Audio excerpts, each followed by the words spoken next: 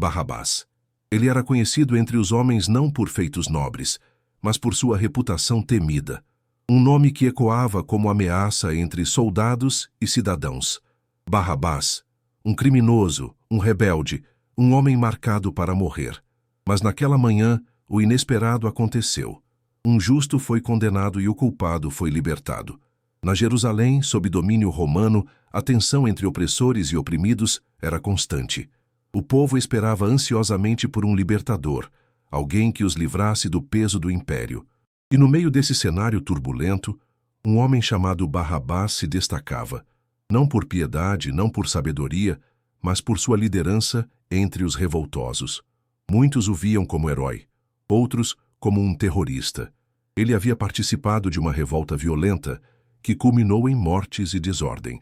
As autoridades o capturaram e agora aguardava sua sentença final, a cruz. Era um homem marcado, condenado. Seus dias estavam contados. Enquanto isso, havia outro preso, Jesus de Nazaré. Um homem cujos atos consistiam em curar, ensinar e amar. Não havia nele crime algum, nenhuma transgressão à lei romana que justificasse sua execução. E ainda assim, ele foi levado diante de Pilatos. O governador, pressionado pelos líderes religiosos e pela multidão incitada, colocou os dois homens diante do povo, Barrabás, o violento, e Jesus, o justo. Qual deles vocês querem que eu liberte? Perguntou. A resposta foi um grito, um clamor coletivo. Solte Barrabás! Se essa introdução já tocou o seu coração, deixa seu like no vídeo. Isso nos ajuda a continuar compartilhando mensagens que edificam vidas. Barrabás, o homem marcado pelo sangue e pela rebelião, saiu livre diante da multidão. A mesma multidão que dias antes havia aclamado Jesus com ramos e hosanas, agora clamava por sua morte e pela libertação de um criminoso. O contraste era gritante. O inocente caminhava em direção à cruz, enquanto o culpado descia os degraus do pretório, livre.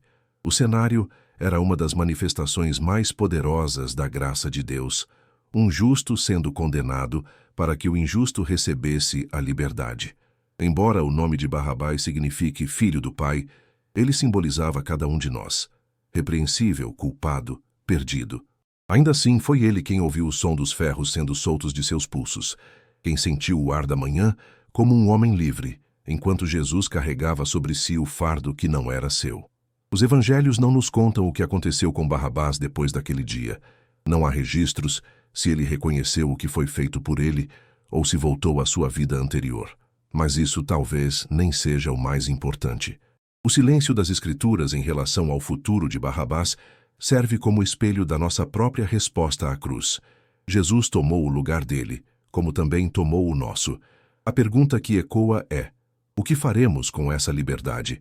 Talvez ele tenha se misturado à multidão, assistido de longe enquanto Jesus era açoitado e, por fim, crucificado. Ou talvez tenha ido embora, confuso, sem compreender a dimensão do que havia acontecido.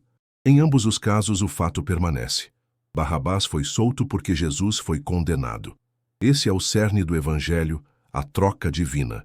A justiça perfeita de Deus, satisfeita na pessoa de Cristo, para que aqueles que nada mereciam pudessem receber vida. Barrabás não pediu por isso. Ele não implorou por salvação. Foi alcançado pela decisão de outros, pela providência de Deus, pela entrega voluntária do Filho. A história dele nos chama à reflexão. Quantas vezes, mesmo sendo culpados, caminhamos como livres porque Jesus pagou o preço que era nosso? Quantas vezes desprezamos essa graça, como se fosse comum, como se fosse barata? E ainda assim, mesmo diante da nossa indiferença, Jesus continua a nos amar com amor eterno.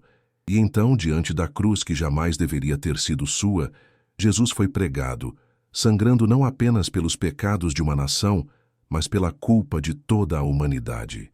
E entre os nomes que, simbolicamente, se ocultam nas sombras do Calvário, está o de Barrabás, o homem que deveria estar ali, mas não estava. Seu nome ecoa como um lembrete do amor que substitui, que perdoa, que liberta.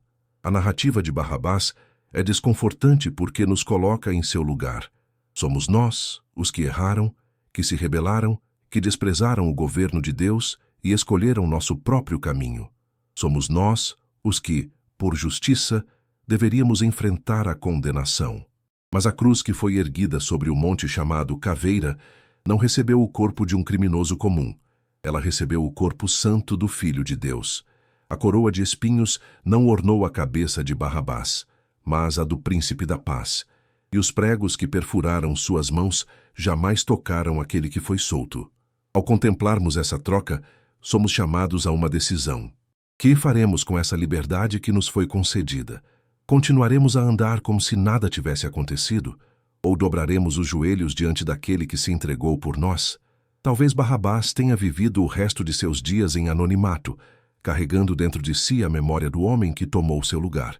Ou talvez ele tenha se perdido novamente nos becos sombrios de Jerusalém. Não sabemos, mas hoje nós podemos escolher. Podemos responder ao sangue que foi derramado, não com indiferença, mas com gratidão, arrependimento e entrega.